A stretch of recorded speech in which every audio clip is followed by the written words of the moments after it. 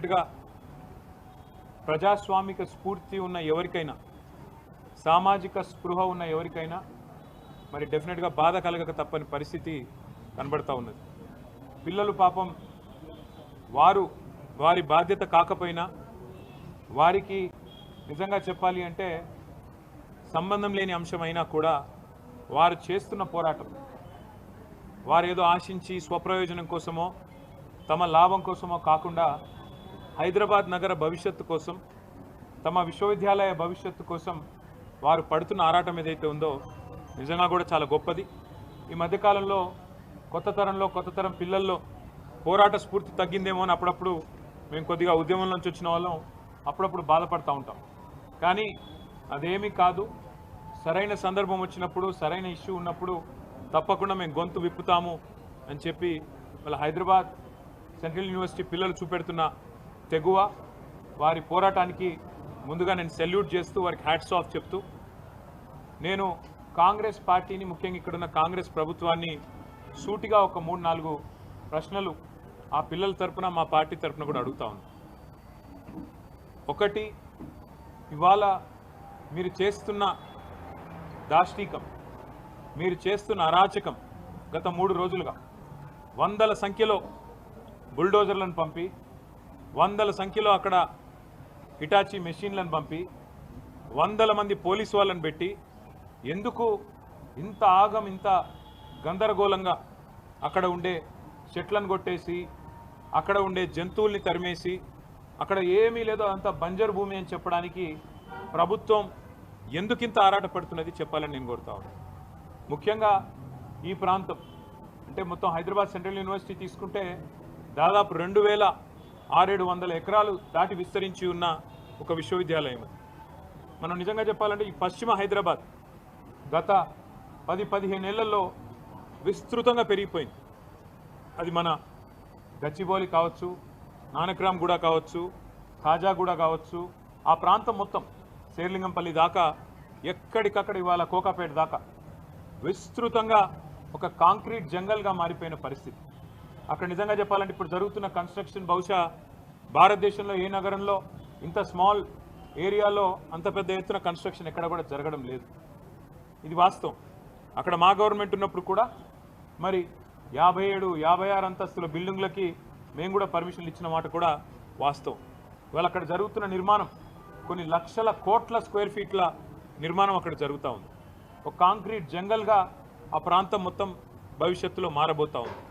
మిగిలి ఉన్న కొన్ని పాకెట్స్ ఎక్కడెక్కడైతే ఇంకా కూడా ఈ కాంక్రీట్ జంగల్గా మారకుండా పశ్చిమ హైదరాబాద్కి ఊపిరినిచ్చే ప్రాంతాలు ఏమన్నా ఉన్నాయి అంటే ఈ హైదరాబాద్ సెంట్రల్ యూనివర్సిటీ, దాని చుట్టూన్న పరిసర ప్రాంతాలే నిజంగా చెప్పాలి అంటే ఒక లంగ్ స్పేస్ లాగా ఆ ప్రాంతానికి మిగిలింది ఏదైనా ఉందంటే ఇది మాత్రమే మిగిలింది. వాళ్ళ పిల్లలు ఎందుకు కొట్లాడుతున్నారు? ఒక ఎన్వైర్మెంటల్ ఇంపాక్ట్ అసెస్మెంట్ అనేది చేయకుండా ఎట్లా మీరు 400 ఎకరాలు ఇష్టం వచ్చినట్టు మీరు అమ్ముతారు? మీరు ఏ హక్కు ఉంది మీకు? ఏ మాత్రం ఇంపాక్ట్ అసెస్మెంట్ చేయకుండా, ఎన్వైర్మెంటల్ ఇంపాక్ట్ అసెస్ చేయకుండా, ఏ రకంగా పర్యావరణ మీద ఇంపాక్ట్ పడుతుంది అనేది చేయకుండా ఎట్లా చేస్తారు మీరు అని చెప్పి వాళ్ళు కొట్లాడుతున్నారు. రెండవది, ఆనాడు 2003 ఆ ప్రాంతంలో ఐఎంజీ భరత అనే కంపెనీకి ఆనాటి అప్పటి ప్రభుత్వం ఏదైతే భూమి కేటాయించిందో, ఎందుకు కేటాయించింది? ఆ ప్రాంతంలో స్పోర్టింగ్ ఇన్ఫ్రాస్ట్రక్చర్ క్రియేట్ చేస్తారని చెప్పి ఒరిజినల్గా ల్యాండ్ కేటాయించారు. అక్కడ క్రీడలకు సంబంధించి స్టేడియంస్ కానీ, అకాడమీలు కానీ అట్లాంటివి మాత్రమే పెడతారని ల్యాండ్ ఇచ్చినారు తప్ప అక్కడ మళ్ళీ బహుళ అంతస్తుల మేడలు అంటే 50, 60, 70, 90 అంతస్తుల మేడలు కట్టమని, కోట్ల స్క్వేర్ ఫీట్లలో బిల్డింగులు కట్టమని ఆనాడు ఆ గవర్నమెంట్ ల్యాండ్ ఇవ్వలేదు. ఆ గవర్నమెంట్ ల్యాండ్ ఇచ్చింది అక్కడ క్రీడలకు సంబంధించిన అక్కడ వాతావరణ నిర్మాణం కోసం, ఒక ఇన్ఫ్రాస్ట్రక్చర్ నిర్మాణం కోసం కేటాయించారు. ఆ తర్వాత సరే ఆ కేసు, ఎందుకంటే ఆ కంపెనీయే ఫేక్ అని, డమ్మీ అనేది స్కామ్ అని, తర్వాత కాంగ్రెస్ గవర్నమెంటు 2004లో కోర్టుకు పోయింది. ఆ ప్రైవేట్ వాళ్ళు కూడా కోర్టుకు పోయినారు. ఆ కోర్టు కేసు మొన్న 21 ఏళ్ల తర్వాత ఆనాడు కాంగ్రెస్ గవర్నమెంట్ కొట్లాడింది, రాజశేఖర రెడ్డి గారి గవర్నమెంటు, ఆ తర్వాత మా గవర్నమెంట్ కొట్లాడింది. మొన్న ఫైనల్గా తీర్పు వచ్చింది. ఆ తీర్పును అనుసరించి ఇప్పుడు ప్రభుత్వం ఆ 400 ఎకరాలను అమ్మి 30,000 కోట్ల రూపాయలు సేకరించాలని లక్ష్యంగా పెట్టుకుంది. నేను ముఖ్యమంత్రి రేవంత్ రెడ్డి గారిని అడుగుతా ఉన్నా, కాంగ్రెస్ ప్రభుత్వాన్ని అడుగుతా ఉన్నా, మీకు ఆస్తులు అమ్మడం, అప్పులు తేవడం అనే మీ ఎజెండా ఏదైతే ఉందో, సరే అది మీరు ప్రభుత్వంలో ఉన్నారు, ప్రజలు నిర్ణయిస్తారు. అల్టిమేట్గా మీరు చేసేది తప్ప ఒప్ప. ఒకవైపు మీరే చెప్తున్నారు, ఎక్కడికక్కడ ఇవాళ హైదరాబాద్లో చూస్తే పెద్ద పెద్ద హోర్డింగ్లు, పెద్ద పెద్ద పోస్టర్లు, ముఖ్యమంత్రి గారి ముఖార విందంతో ఫ్యూచర్ సిటీ కడుతున్నాము, అక్కడ 50,000 ఎకరాల్లో కడతాము, ఆల్రెడీ 15,000 ఎకరాలు మా దగ్గర ఉంది, ఇంకో 30,000 ఎకరాలు సేకరిస్తున్నామని చెప్పి ముఖ్యమంత్రి గారు ఫ్యూచర్ సిటీ అని ఉదరగొడుతున్నారు. ఎయిర్పోర్ట్కి కిందికి ఆనాడు ఫార్మా సిటీ కోసం మేము సేకరించిన భూముల్లో ఈరోజు పేరు మార్చి ఫ్యూచర్ సిటీ అంటున్నారు. ముఖ్యమంత్రి గారిని కాంగ్రెస్ ప్రభుత్వాన్ని అడుగుతున్నాను, మరి ఫ్యూచర్ సిటీలో ఆల్రెడీ మీ దగ్గర 14,000 ఎకరాలు ఉన్నప్పుడు, ఇంకొక 30,000 ఎకరాలు మీరు సేకరించబోతున్నప్పుడు, మొత్తం 45,000 ఎకరాలు మీరు అక్కడ అమ్ముకోబోతున్నప్పుడు, ఇక్కడ 400 ఎకరాల మీద ఎందుకు పడ్డారు మీరు? ఈ 400 ఎకరాల్లో నిన్న మొన్న మీరు చూసింటారు, వందల సంఖ్యలో మెషిన్లు పోయి అర్ధరాత్రి. నేను అడుగుతా ఉన్నా, మీరు ఒకటి ఆలోచన చేయండి. శుక్రవారం, శనివారం, ఆదివారం, ఈరోజు సోమవారం రంజాన్. ప్రభుత్వానికి తెలిసి 4 రోజులు కోర్టుకు సెలవులని, అందుకే ఇబ్బడి ముబ్బడిగా మెషిన్లను పంపి వందల సంఖ్యలో పోలీసు వాళ్ళను పెట్టి అడ్డం వచ్చిన పిల్లలను ఇష్టం వచ్చినట్టు కొట్టి వాళ్ళను ఆడపిల్లలను చూడకుండా బట్టలు చింపి ఒక దుశ్శాసన పర్వానికి తెరదీసి ఇంత అరాచకం ఏదైతే రేవంత్ రెడ్డి ప్రభుత్వం చేస్తున్నదో, మరి అక్కడ పక్షులు, అక్కడ నెమళ్ళు కేకలు పెడుతున్నాయి, గొంతు చించుకుంటున్నాయి, మాకు జరుగుతున్న ఈ అన్యాయం మీకు కనబడతలేదా, వినబడతలేదా అని చెప్పి రోధిస్తున్నాయి, ఏడుస్తున్నాయి. ఇది మీకు వినబడతలేదా రాహుల్ గాంధీ గారు నేను అడుగుతా ఉన్నా. పర్యావరణ ప్రేమికులు, దేశ స్థాయిలో రాష్ట్ర స్థాయిలో ఉన్నవాళ్ళు, మేధావులు మౌనంగా ఎందుకున్నారని మేము అడుగుతున్నాం, పిల్లలు అడుగుతున్నాం. మీకేం కనబడట్లేదా?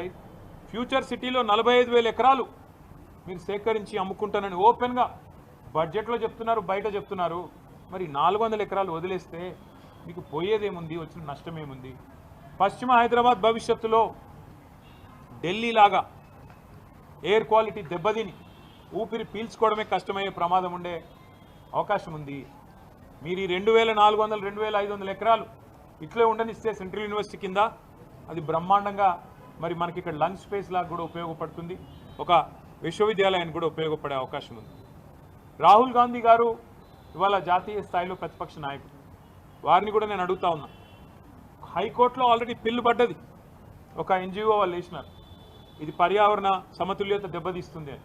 ఆ పిల్లు రాకముందే నీ ప్రభుత్వం ఇంత ఆగమాగం చేస్తుంటే, పిల్లల్ని ఇష్టం వచ్చినట్టు కొడుతుంటే, గతంలో ఇదే రాహుల్ గాంధీ గారు హైదరాబాద్ సెంట్రల్ యూనివర్సిటీకి ఆనాడు 2 సార్లు వచ్చినారు ఒకటే నెలలో. రోహిత్ వేములా గారు చనిపోయినప్పుడు 2 సార్లు వచ్చినారు ఒకటే నెలలో. కానీ ఇటువైపు ఇప్పుడు కనీసం తిరిగి కూడా చూడట్లేదు, కనీసం ఒక మాట కూడా ముఖ్యమంత్రి గారికి చెప్పాలన్న ఆలోచన కూడా రాహుల్ గాంధీ గారికి వస్తలేదు. ఇదే రాహుల్ గాంధీ గారు బొంబాయి మహానగరంలో ఆర్ఏ ఫారెస్ట్లో 800 ఎకరాల్లో 2,500 చెట్లు కొట్టేస్తారంట. అంటే అక్కడ మెట్రో నిర్మాణం కోసం అక్కడ ఒకటి షెడ్ కడతారంట. అంటే ఇదే రాహుల్ గాంధీ గారు హడావుడి చేసినారు.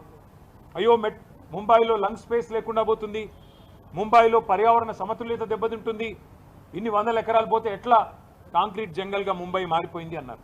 మరి ఇవాళ హైదరాబాద్, పశ్చిమ హైదరాబాద్ ఏమైపోయినా పర్వాలేదా?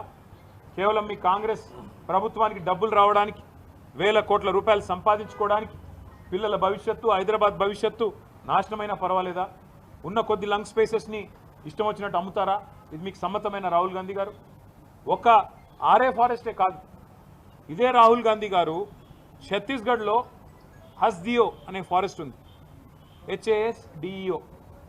ఆ ఫారెస్ట్ని అక్కడున్న బీజేపీ ప్రభుత్వం అక్కడ మైనింగ్కి అవకాశం ఇస్తే ఇదే రాహుల్ గాంధీ గారు గొంతు చించుకున్నారు. పర్యావరణం దెబ్బతింటుంది, అర్జెంటుగా కాపాడాలా, దీన్ని రద్దు చేయాలని మాట్లాడినారు. మళ్ళీ ఇవాళ కాంగ్రెస్ పార్టీ గొంతు ఎందుకు పెగలట్లేదు? నేను ఈ పిల్లలందరికీ ఒక మాట ఇచ్చాను, ఖచ్చితంగా మా పార్లమెంట్ సభ్యులు 4వ తారీఖు దాకా ఏదైతే పార్లమెంట్ సమావేశాలు జరుగుతూ ఉన్నాయో, రాజ్యసభలో మా పార్లమెంట్ సభ్యులు ఈ అంశాన్ని ఖచ్చితంగా లేవనెత్తుతాం, ఖచ్చితంగా వారిని మరి అడుగుతాం, కేంద్ర ప్రభుత్వాన్ని కూడా అడుగుతాం మీ స్టాండ్ ఏంది అని. ధర్మేంద్ర ప్రధాన్ గారిని అడుగుతాం, మీరు ఎందుకు జోక్యం చేసుకోవట్లేదని, కేంద్రం ఎందుకు పట్టించుకోవట్లేదని అడుగుతాం. కానీ ఇవాళ వాస్తవం ఏంది అంటే, రేవంత్ రెడ్డి గారు ఎలక్షన్ ముందే చెప్పారు, రియల్ ఎస్టేట్ అంటే రేవంత్ రెడ్డి, రేవంత్ రెడ్డి అంటే రియల్ ఎస్టేట్ అని. ఫస్ట్లో మనమే అప్పుడు జాగ్రత్త పడి ఉండాలి. ఎలక్షన్లు అయిపోయిన కొత్తలో, ఎలక్షన్ కంటే ముందో ఆ రోజు వచ్చిండు, అక్కడ ఫుట్బాల్ ఆడిండు హెచ్సియుకి వచ్చిండు, ఫుట్బాల్ ఆడిండు, అప్పుడే కన్ను పడ్డది భూముల మీద. ఇప్పుడు పిల్లల్ని ఫుట్బాల్ ఆడుతూ ఉన్నాడు, లెక్క చేయట్లేదు. నా డబ్బుల కోసం, మా కమిషన్ల కోసం ఏదైనా సరే, పిల్లలు చచ్చినా సరే, ఏదేమైనా సరే, కానీ నేను వదిలిపెట్టను అన్నట్టుగా రేవంత్ రెడ్డి వ్యవహారం ఉన్నది. మరి నేను అడుగుతున్నా, మీకు బాధ్యత లేదా రాహుల్ గాంధీ గారు? మీ ముఖ్యమంత్రిని నియంత్రించాల్సిన బాధ్యత, ప్రజాస్వామికంగా ఉండాల్సిన బాధ్యత, ప్రజాపాలన అన్నప్పుడు అందులో కొద్దిగా ప్రజాస్వామిక స్ఫూర్తి ఉండాలనే ఇంగితం మీకు లేదా? ఇక్కడ నెమళ్ళ రోదన్లు, అక్కడ జింకలు పరిగెడుతున్న విధానం ఏం కనబడతలేదా మీకు? ధ్వంసం కాబోతున్న చెరువులు కనబడతలేవా? దెబ్బతినబోతున్న పర్యావరణం కనబడతలేదా? అక్కడ కొన్ని ఎగ్జాటిక్ స్పీషీస్ ఉన్నాయి, ఫ్లోరా ఫానా ఉంది అక్కడ పెద్ద ఎత్తున. ఇదంతా ధ్వంసమైపోతుంటే మీకు, మీ నాయకత్వానికి ఇదేం వినబట్టలేదా అని మేము అడుగుతా ఉన్నాం. తప్పకుండా ఆ పిల్లలు ఏ రకంగా పోరాటం చేసినా వారికి అండగా నిలబడతాం. మన ముఖ్యమంత్రి గారు అన్నారు అసెంబ్లీలో, హెచ్సియులో గుంట నక్కలు ఉన్నాయట. హెచ్సియులో అందుకే మేము పోవడం లేదు, మేము అక్కడ అడిగేందుకు పెట్టలేదంటే ఇట్లా పనికిమాలిన మాటలు మాట్లాడతారు. ఆ పిల్లల ఉద్యమాన్ని, దాని పవిత్రతను దెబ్బతీసే ప్రయత్నం చేస్తాడు ఈ ముఖ్యమంత్రి. ఆయన చిల్లర వ్యాఖ్యలతో ఆ పిల్లలు కొట్లాడుతున్న దానికి అపవిత్రతను ఆపాదించి ఇదేదో రాజకీయ దురుద్దేశాలతో జరుగుతున్న పోరాటం అని చెప్పి ఆ పిల్లల ఉద్యమాన్ని కూడా మలినం చేసే మూర్ఖుడు ఈ ముఖ్యమంత్రి. అందుకే మేము కొద్దిగా దూరంగానే ఉన్నాం. మాకు కూడా ఫోన్లు వస్తూ ఉన్నాయి, అన్న మీరు రండి, మీరు ట్విట్టర్లో పెడితే కాదు, మీరు కూడా రండి అంటున్నారు. కానీ మేము అక్కడ పోగానే ముఖ్యమంత్రి ఏమంటాడు, ఇగో ఇది బీఆర్ఎస్ వాళ్ళు చేయిస్తున్నారు, ఇదంతా మాకు తెలుసు ముదే, ఇదంతా వీళ్ళే అని ఇష్టం వచ్చినట్టు పిచ్చివాగుడంతా వాగుతాడు. అందుకే మేము సరైన వేదికల్లో ఈ అంశాన్ని ఎత్తుతాం. అటు పార్లమెంట్లో లేవనెత్తుతాం, అవసరమైతే ఇటు కోర్టులో కూడా మేము కూడా పోతాం, కోర్టుకి కూడా. ఏ రకంగా ప్రభుత్వం ఇష్టం వచ్చినట్టు పోతుంది, ఎన్వైరన్మెంటల్ ఇంపాక్ట్ అసెస్మెంట్ లేకుండా ఎందుకు చేస్తున్నది ఈ కార్యక్రమాలు అని అడుగుతాం. ప్రజాక్షేత్రంలో నిలదీస్తాం, ముఖ్యమంత్రి గారు చెప్పిన మాటలు గుర్తు చేస్తాం. ఇదే ముఖ్యమంత్రి కదా ఎన్నికలకు ముందు పిసిసి అధ్యక్షుడు ఏం చెప్పాడు, ప్రభుత్వ ఆస్తులు అమ్ముకుంటే భవిష్యత్ తరాలకు ఎట్లా శ్మశానాలకు కూడా జాగాలు ఉండవని చెప్పి ప్రవచనాలు చెప్పింది రేవంత్ రెడ్డి కాదా? మరి మర్చిపోయినావా? ఇవాళ ఇష్టం వచ్చినట్టు ఇవాళ భూములు అమ్ముతూ కాంక్రీట్ జంగల్గా మారిపోయిన పశ్చిమ హైదరాబాద్కున్న లంగ్ స్పేసెస్ని నాశనం చేయడం ఎజెండాగా పెట్టుకున్నావా? అందుకే మేము పూర్తి స్థాయిలో ఈ పిల్లలకు సంఘీభావంగా నిలబడతాము. వారికి అవసరమైతే అన్ని రకాల సహాయ సహకారాలు అందిస్తాం. ఇద్దరు పిల్లలు అరెస్ట్ చేసినారని, వారిని మరి కేసులు కూడా పెట్టినారని కూడా చెప్తున్నారు. వాటిని కూడా ధృవీకరించుకుంటాం, వాటిని కూడా విషయాన్ని కూడా తెలుసుకుంటాం. ఇద్దరు పిల్లల్ని జైలుకు పంపించారని కూడా చెప్తా ఉన్నారు. చూద్దాం, అది కూడా విషయం తెలుసుకున్న తర్వాత దాని మీద కూడా ఏ రకంగా పిల్లలకు అండగా నిలబడాలో మేము చూస్తాము. అక్కడ జంతువులు కూడా మరి కొన్ని ప్రాణాలు పోతున్నాయని చెప్తున్నారు. ఎంతవరకు వాస్తవం మీడియా కూడా దయచేసి మీరు నిజ నిర్ధారణ కమిటీగా ఏర్పడి మీరు కూడా పోవాలా, దయచేసి రిక్వెస్ట్ చేస్తున్నాం. మీరు పోండి. ఇవాళ అక్కడ పిల్లల మీద ఆంక్షలు పెట్టినారు, గేట్ల కాడనే పోలీస్ క్యాంపులు పెట్టి భయపెడుతున్నారు వాళ్ళని. మీరు మీ హాస్టల్కి పోవడానికి వీల్లేదు, ఈస్ట్ బ్లాక్ పోవడానికి వీల్లేదు, ఎటు పడితే అటు క్యాంపస్లో తిరగడానికి వీల్లేదు అన్నట్టు యూనివర్సిటీలో కూడా ఎక్కడైతే నిజంగా చెప్పాలంటే వైస్ ఛాన్సలర్ గారి పర్మిషన్ ఉండాలి, పోలీస్ పర్మిషన్ కాదు, ప్రభుత్వ పర్మిషన్ కాదు. అది కేంద్రీయ విద్యాలయం. కేంద్రీయ విద్యాలయం మీద రాష్ట్ర ప్రభుత్వం అథారిటీ ఉండదు, అక్కడ పోలీస్కు ఎంట్రీ ఉండదు, వీసీ గారు పర్మిషన్ ఇస్తే తప్ప. అట్లాంటిది ఇవాళ వీసీ గారి పర్మిషన్ లేకుండా ఎక్కడికక్కడ పోలీస్ క్యాంపుల మాదిరిగా ఒక వాతావరణం వేసి పిల్లల్ని భయకంపితులు చేసే ప్రయత్నం కూడా రేవంత్ రెడ్డి ప్రభుత్వం చేస్తున్నది, కాంగ్రెస్ ప్రభుత్వం చేస్తున్నది.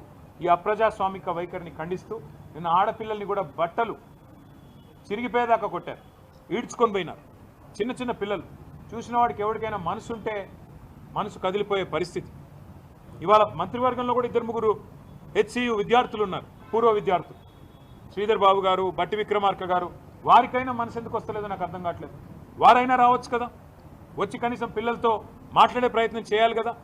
ఏమీ చేయకుండా ఏకపక్షంగా ఈ రకంగా నియంత్రిత పోకడలు మంచిది కాదు అని చెప్పి నేను వారికి కూడా చెబుతూ, మరి పిల్లలిద్దరూ రోహిత్ అదేవిధంగా ఎర్రం నవీన్ కుమార్ వీరిద్దరి వేర్ అబౌట్స్ ప్రభుత్వం వెంటనే చెప్పాలి. వారు జైలుకి పంపించారా, లేకపోతే ఎక్కడన్నా దాచిపెట్టారా, ఆ పిల్లలు ఎక్కడున్నారు, వాళ్ళ మీద ఏం కేసు పెట్టినారు, ఎందుకు పెట్టినారు, వెంటనే బయట పెట్టాలని చెప్పి కూడా రాష్ట్ర డీజీపీ గారిని మేము డిమాండ్ చేస్తున్నాం. వాళ్ళ తల్లిదండ్రులు కూడా డెఫినెట్గా ఆందోళన పడతారు, వాళ్ళ పిల్లలు కూడా ఆందోళన చెందుతారు. మిగతా రాజకీయ పార్టీలు కూడా తమ వైఖరి చెప్పాలి. బీజేపీ కానీ, కమ్యూనిస్టులు కానీ, ఇతర రాజకీయ పార్టీలు కానీ ఈ 400 ఎకరాలు ఇష్టారాజ్యంగా అమ్ముతాం అంటే ఇవాళ మేము స్పష్టంగా చెప్తున్నాం, ఇది తప్పు. ఏ ఉద్దేశంతోనైతే ఆనాడు ప్రభుత్వాలు తీసుకున్న నిర్ణయం ఉందో దాన్ని పూర్తిగా తిరగదోడుతూ పూర్తి స్థాయిలో దాన్ని ఉల్టా చేస్తూ ఇష్టం వచ్చినట్టు ఎన్వైరన్మెంటల్ ఇంపాక్ట్ అసెస్మెంట్ లేకుండా ఆ ప్రాంత పర్యావరణ సమతుల్యత దెబ్బతింటుందా లేదా భవిష్యత్తులో వచ్చే దుష్పరిణామాలు ఇవన్నిటి మీద అసెస్మెంట్ లేకుండా గుడ్డెద్దు చేన్లో పడ్డట్టు కేవలం పైసలు మాత్రమే కావాలా అని చెప్పి ఇవాళ రేవంత్ రెడ్డి ప్రభుత్వం చేస్తున్నది తప్పు అని కుండబద్దలు కొట్టినట్టు మేము చెప్తున్నాం. మరి మీరు కూడా మీ వైఖరి చెప్పాలని చెప్పి బీజేపీని ఇతర పార్టీలను కూడా మేము కోరుతా ఉన్నాం. ఆ పిల్లల పోరాటానికి మేము అండగా ఉంటామని కూడా చెబుతూ మరి పిల్లలు ఎవరైనా మాట్లాడదలుచుకుంటే మాట్లాడాలని చెప్పి కూడా వారిని కూడా నేను కోరుతా ఉన్నాం.